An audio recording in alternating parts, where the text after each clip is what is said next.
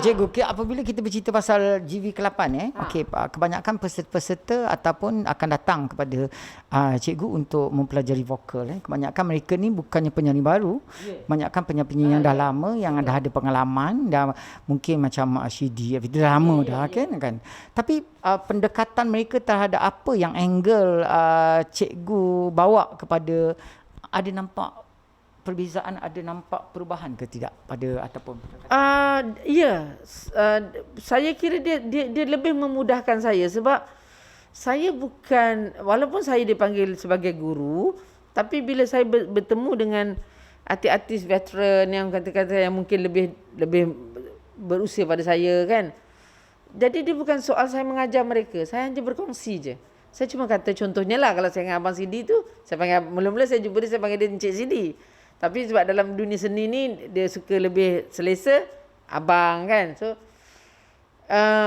bila saya bayangkan kalau saya mengajar, bang, nafas macam ni bang, suara kena keluar macam ni bang, dah tentu abang tu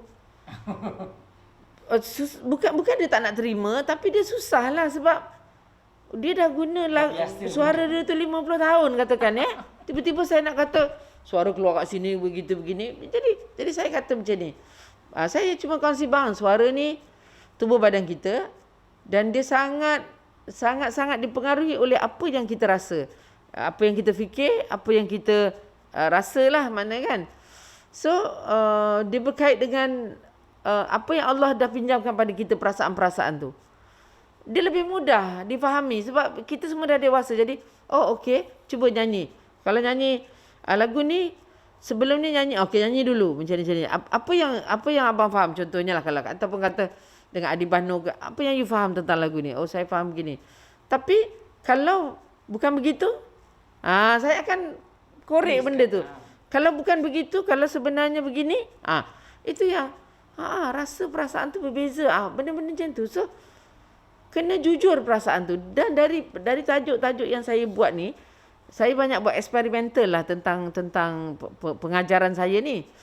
Jadi saya boleh kata pendekatan yang saya bagi tu memudahkan lagi untuk orang menjiwai lagu itu. Sebab dalam soal hari ni, teknikal tu memang penting, pemahaman tentang disiplin bernafas, disiplin mengeluarkan bunyi, ke mana perginya kan. Jadi dia dalam masa yang singkat nak kena guna, kalau nak belajar teknik pernafasan, diaphragm kena kembang, tak dapatlah. Dah berpuluh tahun saya buat reality program, maknanya takkan saya tak belajar apa-apa daripada pengalaman itu. Maknanya saya dah cuba memperkenalkan teknik vokal, tapi dalam masa yang singkat tak ramai orang boleh guna. Jadi saya kena kenalkan teknik dengan cara yang berbeza. Dalam pendekatan yang berbeza. Maknanya orang yang tak makan nasi, tapi saya buat bubur. Macam tu lah. Still beras lagi, tapi dah jadi bubur. Bukan beras yang macam tu. Jadi saya kena kreatif lah. Sebab saya percaya orang yang kreatif itu adalah orang yang intelijen. Dan selagi kita berkreatif, memikirkan satu perkara di luar kotak, maknanya ke mana kita pergi? Kalau di luar kotak tu, ke mana kita pergi? Bukan kita pergi kepada yang atas tu. Ya, berbalik pada dia juga. Balik pada dia juga kan. Jadi saya boleh kongsikan yang nikmat itu. Nikmat berkongsi ilmu pada tahap ini dan banyak peserta tu yang memberi ilmu balik, memberi ilmu semula pada saya. Ilmu macam ilmu kehidupan lah. Ilmu kehidupan. Okey cikgu, mungkin tadi dah bercerita pasal GV8. Mungkin orang penonton nak tahu juga yang apabila cikgu pernah berkata dan cikgu bercakap bahawa cikgu juga ada mengadakan kelas vokal untuk Al-Quran, everything semua. So pendekatan dia sama ataupun berbeza sikit dengan komersial yang untuk penyanyi? Technically sama. Technically breathing, pengeluaran suara macam mana, ke mana, peredaran udara macam mana, semua basically sama. Emosi, dalam mengaji tu pun kena mainkan emosi, elemen-elemen tu. Kalau tidak sebutan macam sambil lewa, maknanya kalau kita nak sebut perkataan katalah kita nak sebut Allah kan, kita sebut tanpa perasaan ke dengan perasaan. Maknanya Allah ni bukannya mat bukan mat macam tu, bukan assalamualaikum wahab, bukan macam tu. Allah ni pencipta kita. Kalau kita jumpa orang yang dari golongan atasan, datuk contohnya, kita jumpa seorang datuk, macam mana kita hormat kat datuk tu?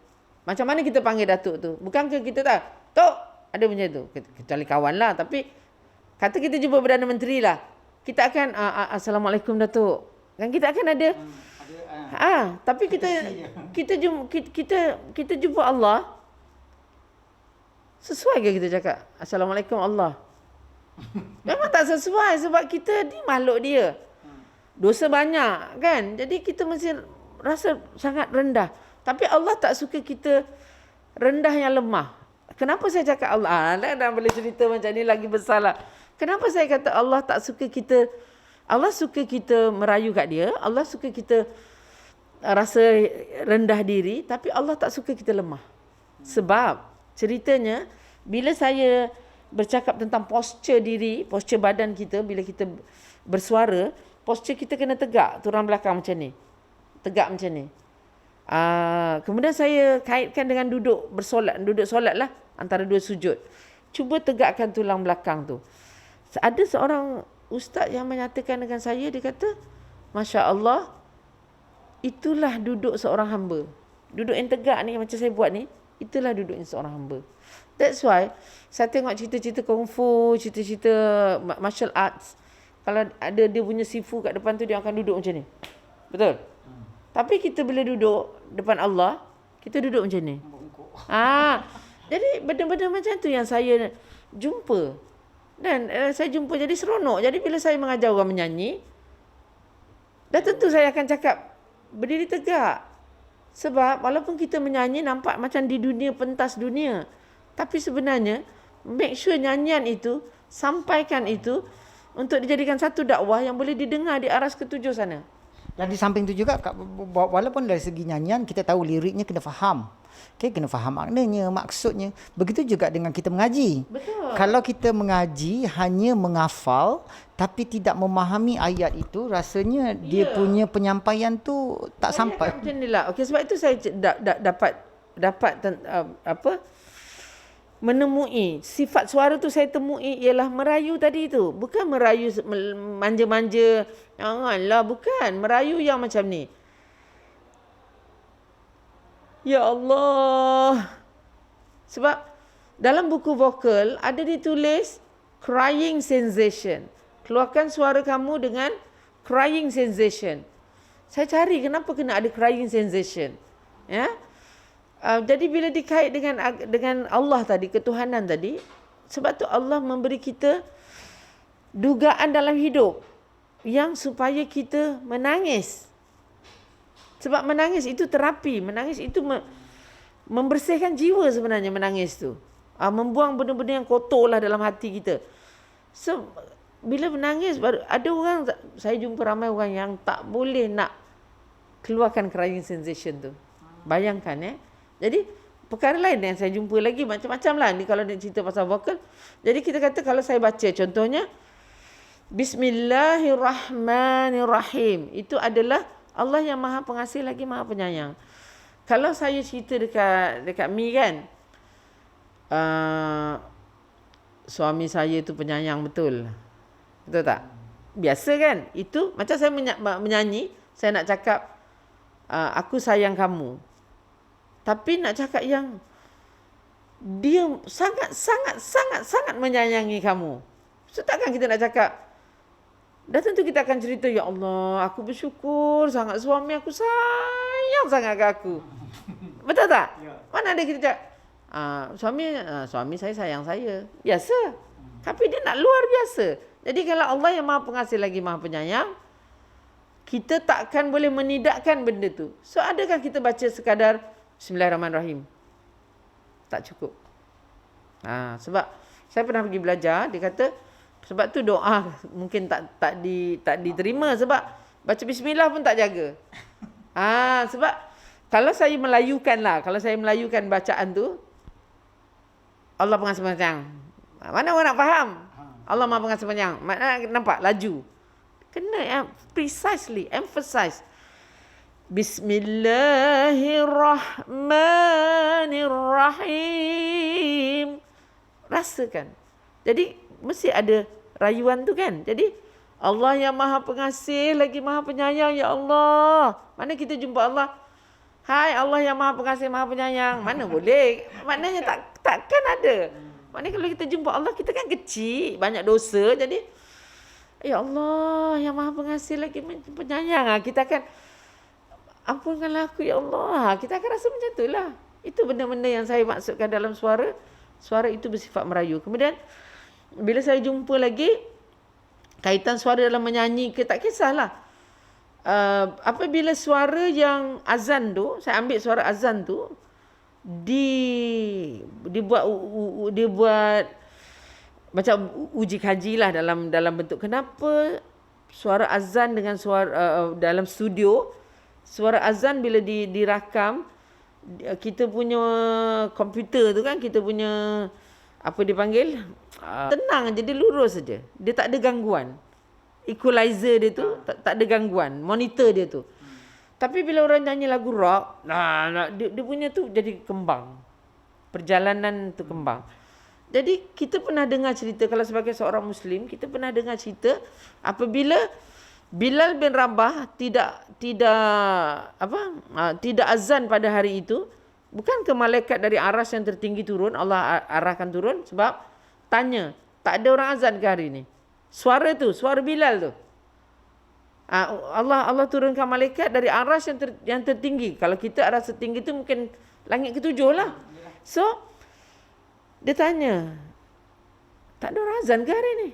Ada, tapi bukan yang biasa, orang lain. Jadi, macam mana agaknya suara Bilal tu? Boleh didengar ke langit ke-7? Macam mana agaknya suara Bilal tu? Jadi, saya mencari, buat eksperimen macam-macam.